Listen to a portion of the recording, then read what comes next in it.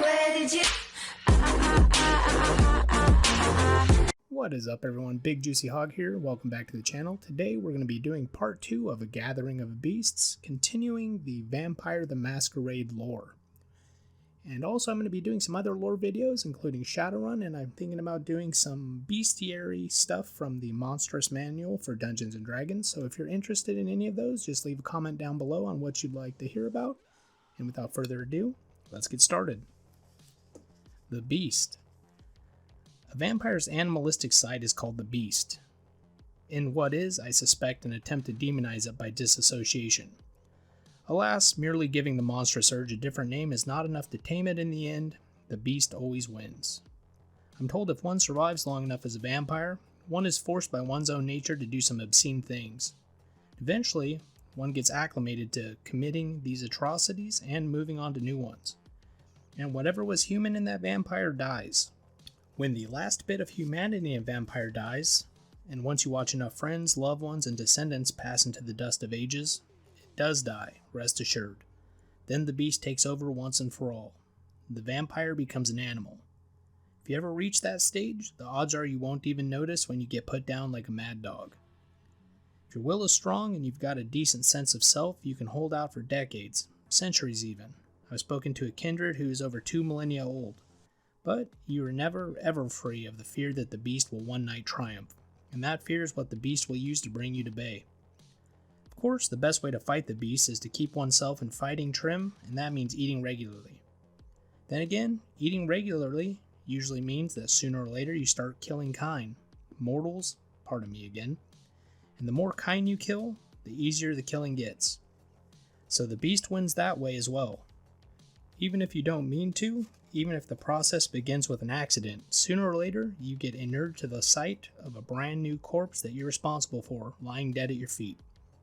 After the 10th, 100th, 1000th, or whatever corpse, it stops being a person and becomes an object, a vessel, a footnote in your history of the ages, and you, at that moment, cease to be remotely human.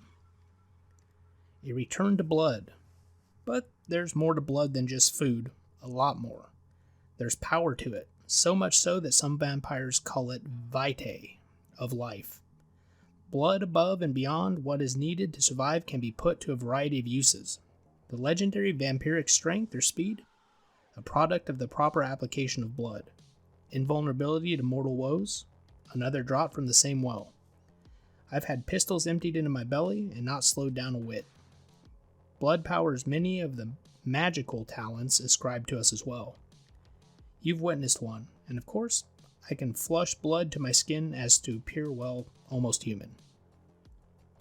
There is a price to be paid, of course. The more blood to spend on such parlor tricks, the more quickly I exhaust what's in my belly.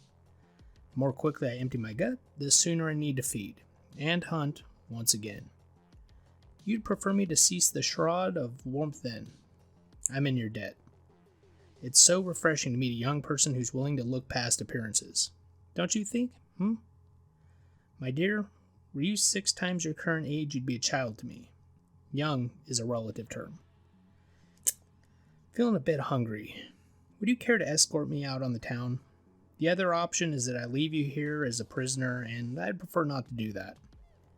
No doubt you'd try to get inventive and escape, and I'd lose some antiquities as you smash things in the process. You, my dear, are replaceable. My possessions are not. It's that simple. The lies. I'm quite glad you decided to come along after all. Lucky, wasn't it, that I had something appropriate for you in the guest bedroom's closet? No, not from a previous victim, if that's what you're worried about. It's just that when the same situations pop up over and over a dozen decades, you learn to prepare for them. Surely you don't think you're the first woman I've strolled with since my embrace. You're lovely, but don't allow it to go to your head, my dear. It is cold tonight, isn't it? I see you're staring at my breath.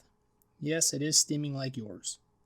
That's another use of blood, one that's quite useful for disguising myself in the presence of vampire hunters and other unpleasant souls.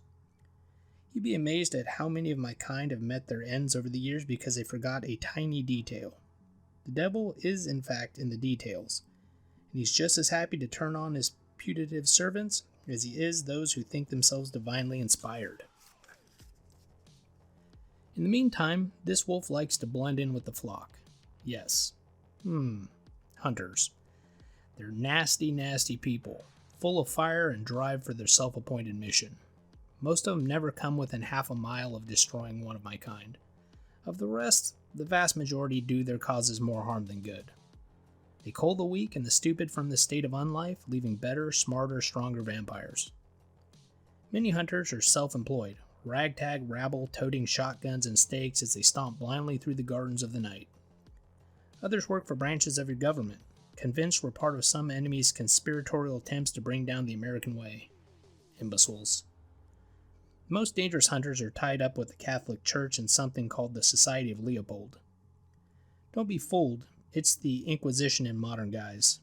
They, and others like them, have learned just enough of the truth about the kindred to draw all the wrong conclusions. According to your basic vampire hunter, we're all evil pawns of Satan, sent to Earth to wreak havoc and serve our infernal master.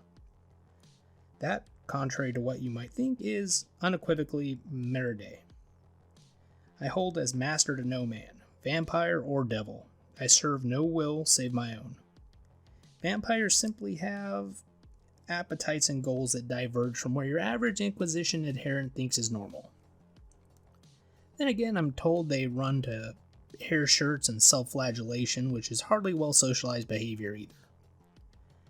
There are a great many other half-truths and misconceptions out there, most of which serve our purposes. Do you see the church across the way? You'll notice that I'm standing in the Media Crucis, right where the shadow of the cross falls on the street, and it's not doing a blessed thing to me. Nor will any other crucifix, Star of David, or other religious apparatus, unless the person holding it has some faith of her own. That sort of faith is really quite rare these days, I assure you. 9 times out of 10, you can walk up to a priest, if so inclined, rip the cross out of his hands, and then kill him while he's still asking God what precisely went wrong. Not that I've done such a thing, of course. Most of the other folderol they sell you in the movies and exactly that. Garlic? Worthless. A steak? Only if it catches you right in the heart, and even then it only immobilizes you. Running water? I do bathe, thank you very much. Sunlight? Well, that does hurt, but it takes more than a single sunbeam to turn you to ash. The same for open flame. It burns you, but takes more than a second or so to do so. Am I in fact using you in all of these examples? I'm terribly sorry about that. I have no idea what came over me. As for where we're going right now, well, we're going to a nightclub. More precisely, we're going to a watering hole where the kind have gathered, not realizing there are predators about. You're also going to meet a few others of my kind of different families. Don't worry, you're perfectly safe from them as long as you remain in my company. I have no intention of letting anyone hurt you tonight. Flavors of the blood. Here we are, 0, the last blip on what passes for a nightlife in this dung heap metropolis. The hotspots come and go, dance halls fade into speakeasies, turn into swing clubs and burger joints, which meld into coffee houses, discos, and eventually this. The details don't matter. There are always places where the young can come to show how rebellious they are, at least until the night's money runs out. They want the taste of danger, you see, while we're just looking for the taste of blood. The intersection of our interests is natural, but the irony of the situation's lost to him. No, we're not going to wait in a line. The bouncer at the door is one of ours. You see, he's what we call a ghoul. Every so often, he drinks some vampire blood and, in exchange, gets a few of the perks of being a vampire. Just a few, mind you. Ghouls are most assuredly still mortal. The benefits to the arrangement are limited. Ghouls don't get the full range of our powers. But in exchange, they are still capable of fathering children, feeling the sun on their shoulders, and accidentally drowning. Yes, ghouling's yet another property of the blood. There are a great many things about the blood I haven't told you. I'm not being paid to tutor you, after all. Still curious? Well, how's this? Drink a vampire's blood 3 times, and you're hopelessly enthralled to him. The resultant feel of affection is called the blood bond, and if the vampire responsible for it reinforces it, the bond can last forever. After all, it's not like one can even die to escape it. Can you imagine that, by the way? Being forced to love someone forever, knowing that the love they have for you, which is so strong you'll kill or die for this person, is a lie. A damnable induced lie. hating them and loving them at the same time and not being able to do a damn thing about it. Yes, it does sound like I'm speaking from personal experience, doesn't it? Funny how that works. Mind your step here, the management keeps forgetting that not all of the patrons can see in the dark. A breed apart. Now, here's a little primer on family relations before I introduce you around. According to vampire legend, we're all descended from Cain, son of Adam and Eve. Supposedly, God punished Cain for killing Abel by turning him into a vampire. The mark God placed upon Cain was in fact the curse of vampirism.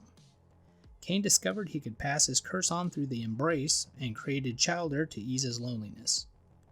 Unfortunately, the process did not stop there. Each of Cain's Childer made Childer, and they made Childer, and so on. Cain realized his mistake, forbade the further creation of vampires, and vanished. Of course, with the cat away, the mice did play. The younger vampires listened about as well as one might expect, which is why I'm here. Of course, each step away from Cain, each generation of vampires is a little weaker, a little closer to mortal. Cain himself is the first generation, his Childer are second, and so on down the line. The 13th generation is about the last one worth the oil it would take to roast them in hell. I'm led to believe the 14th generation vampires are all mules anyways. Never ask someone their generation. Doing so is considered fatally rude. That's not all there is to it. Can you hear me over this din? Why do mortals insist on dancing to this noise at such high volume anyways? In any case, we're not at all like Cain. Heaven help the world if we were. Instead, each of Cain's grandchilder, antediluvians we call the mythical beings, for they're presumed to predate Noah's little flood, supposedly bore unique mystical gifts and curses, and all vampires descended from the particular kindred kept those characteristics. We became specialized, bred like hounds or racehorses, and those specialized lineages became known as clans. 13 great clans are known to us, each distinct in powers and purview. Those powers, by the way, we call disciplines. For all intents and purposes, they're magical. You've seen me use one of mine. Pray you don't see some of the others. Oh, and then there's the Jihad, of course. Yes, Jihad, the eternal struggle, the great game or whatever poetic sobriquet one wishes to attach to it. Most kindred would say the Jihad, like the antediluvians, is but a myth, and yet believe in it, deep in their cold, dead hearts. As the stories go, during the first nights, the eldest Childer of Cain began fighting amongst themselves using their own Childer and the kind as pawns to be sent to and fro against the minions of their rivals. Naturally, since we vampires are immortal, the ancient feuds never quite died out, and so the game of feint and thrust, parry and counter continues, so they say, to this very night, with most participants entirely unaware of their part in the struggle. Kindred versus kindred, clan versus clan, mortal nation versus mortal nation, all at the strings of hidden puppet masters. Silly notion, really, and yet I've seen many strange things in the night, and I occasionally wonder whether my actions are indeed my own. Oh well, existential piffle. Anyway, please allow me to introduce you around. You see the woman over there in the black lace skirt and top hat? No, not her, the other one. Her name's Jillian. She's one of us, but from a different clan than I. Specifically, she's of Clan Toreador, the Clan of the Roses, they call it. Art, beautiful boys, imagining themselves to be characters out of the Keats or Shelley. All these things are meat and drink to the Toreador. Or that is what the conventional wisdom would have one believe. I put little stock in stereotypes, particularly the noble ones. The gentleman in the charcoal suit and collarless shirt who's trying to be inconspicuous and watching Jillian and her flock, he's Paolo, a Tremere. The Tremere are sorcerers, quite nasty and secretive. Anger one, and you'll have the whole pack of them expressing their disapproval all over you. And over in the corner, the ruffian in the biker jacket, looking all harsh and brooding, Devin. He's Bruja, a rabble-rouser, and he's actually hunting. Sooner or later, his Byronic demeanor is going to draw some female attention. He'll allow himself to be cheered up and taken home, and then, well, you know what comes then. Don't even think about trying to interfere, or I'll kill you myself. Think of yourself as watching a nature documentary. That's what's going on here, really. Survival of the fittest. The herd of humanity loses one or two animals, but most of them get to move on unharmed. It's balance between predator and prey. That's what the Camarilla is all about. By the way, maintaining the balance. making sure that we don't run amok through the herd, and that you don't learn that there are hunters among you. What's the Camarilla? Not much according to some vampires. In theory, it's the umbrella organization of vampires dedicated to providing order and maintaining the Masquerade.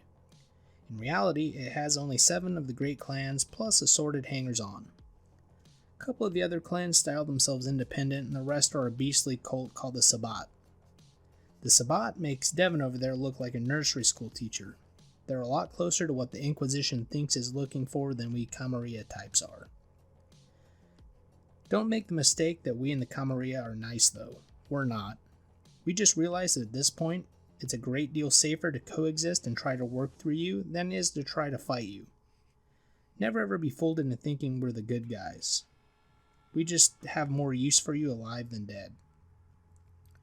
No good prospects tonight, I think. Devin's hogging the spotlight. Let's get out of here. You look like you could use some air, and this place is beginning to bore me. No, I'm not going to kill you and drink your blood in the alley. The act of granting the embrace should be done in comfort and luxury. Besides, by now my ghoul should have garnered sufficient nourishment for your first hunger. I'm a generous sort of sire. Please don't act shocked. Ingenuousness doesn't suit your complexion. I've been dropping hints all night, and you've been dutifully picking them up. Besides, you couldn't have thought I was going to tell you all of this and then let you just walk away. Oh, most of the world would think you're crazy, and if you repeated the story I've given you, but enough people wouldn't.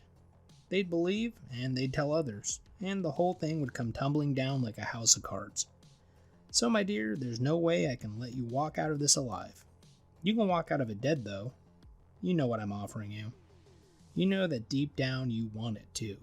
If you didn't, you would have tried to escape hours ago, but here you are. So, lovely lady, am I going to make you live forever? Yes? I'm glad. Take my arm, my dear. Are you afraid yet? You should be. Alright guys, that is going to be it for today's video. I'll catch you soon with another lore video. It'll either be Dungeons & Dragons, Shadowrun, or Vampire the Masquerade. Let me know in the comments what you want to hear about.